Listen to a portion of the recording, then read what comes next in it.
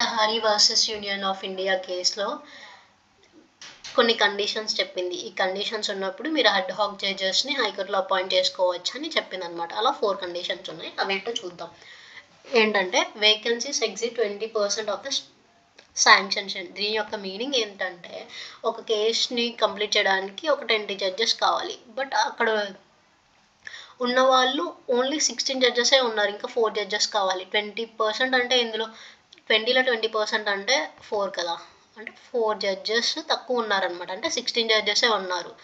ఆ టైంలో 16 జడ్జెస్ ఉన్నప్పుడు మీరు ఖచ్చితంగా అడ్హాక్ జడ్జెస్ని, రిటైర్డ్ అయిన వాళ్ళని అడ్హాక్ జడ్జెస్ అపాయింట్ చేసుకోవచ్చు అని చెప్పారు. సేమ్ అలాగే cases in category have been pending for over 5 years.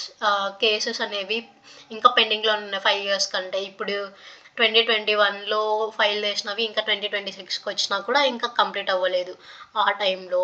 And 10% of pending cases are older than 5 years. 10% of pending cases అంటే 100 కేసెస్ ఉన్నాయి. అందులో 10% అంటే ఎంత? 10 కేసెస్ అనేవి 5 years అయినా కూడా ఇంకా సాల్వ్ చేయదు ఆ టైంలో. And the disposal rate is lower than the rate of new cases.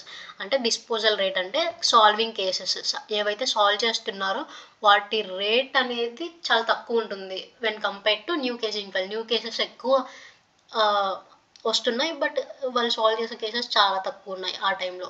So ఈ 4 కండిషన్స్లో మీరు అడ్హాక్ జడ్జెస్ని అపాయింట్ చేసుకోవచ్చు అని ఈ కేసులో చెప్పారు. ఇన్ హైకోర్ట్ జడ్జ్ అనమాట. ఇక్కడ ఆర్టికల్ 224A ప్రకారం మీరు అడ్హాక్ జడ్జెస్ని అపాయింట్ చేసుకోవచ్చు. ఎప్పుడైతే ఈ కండిషన్ని సాటిస్ఫై అవుతాయో అప్పుడు మీరు అపాయింట్ చేసుకోవచ్చు అని చెప్పారనమాట. బట్ రీసెంట్గా ఏమని చెప్పిందంటే సుప్రీంకోర్టు, ఇక్కడ 20% వేకెన్సీస్ ఉన్నప్పుడు మాత్రమే మీరు అడ్హాక్ జడ్జెస్ని అపాయింట్ చేసుకోవాలి అని అన్నారు కదా.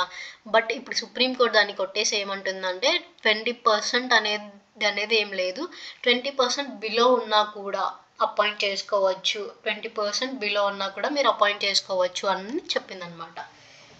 ఇక్కడ చూడండి, ad hoc judges can now be appointed even if vacancies are below 20%. అంటే 10 ఫర్ ఎగ్జాంపుల్ బిలో 20% అంటే 10%. ఇప్పుడు ఇలా ఆల్రెడీ ఎగ్జాంపుల్ చెప్పాను కదా, 20 జడ్జెస్ కావాలి. బట్ బిలో 10% అంటే ఎంత? 18 జడ్జెస్ ఉన్నప్పుడు కూడా లాస్ట్ టైం ఓన్లీ 16 అంటే 20% అన్నారు. బట్ ఇప్పుడు 20% బిలో ఎంతైనా ఉండొచ్చు. 15% వేకెన్సీస్ ఉన్నా, 10% వేకెన్సీస్ ఉన్నా కూడా మీరు అపాయింట్ చేసుకోవచ్చు అని సుప్రీంకోర్టు రీసెంట్గా జడ్జ్మెంట్ ఇచ్చింది.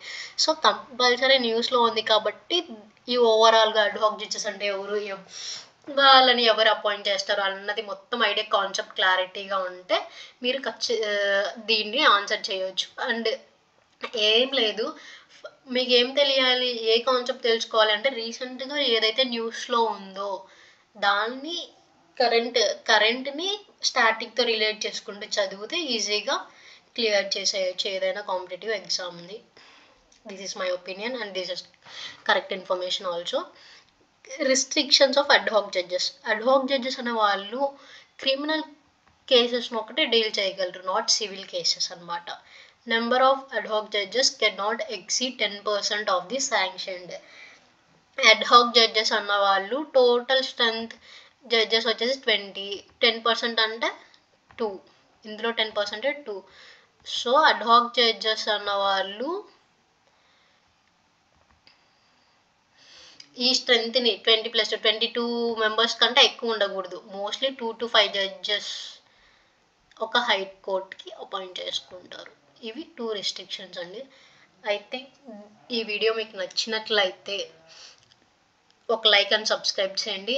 And if you are understanding my way of teaching, please comment in the comment section because I will know it whether I am saying properly or whether I need to continue this or to stop. Okay, మీరు నాకు కొంచెం suggestions కానీ ఇవ్వచ్చు. అంటే మీరు కామెంట్లో చెప్తే నాకు అర్థమవుతుంది, ఓకే నేను బాగానే చెప్తున్నాను, చెప్పగలనా, మీకు అర్థమవుతేనే నేను చేస్తాను, or else I will stop this. Because చేయడం వల్ల యూస్ ఉంటేనే కదా ఎవరైనా చేసేది. ఎవరికి అర్థం కానప్పుడు ఎందుకు చేయడం, ఓకేనా? So please give me some suggestions and me feedback చాలా ఇంపార్టెంట్ నాకు ఫర్ ఫర్దర్ వీడియోస్ చేయడానికి. Okay, thank you. Let's meet in next video.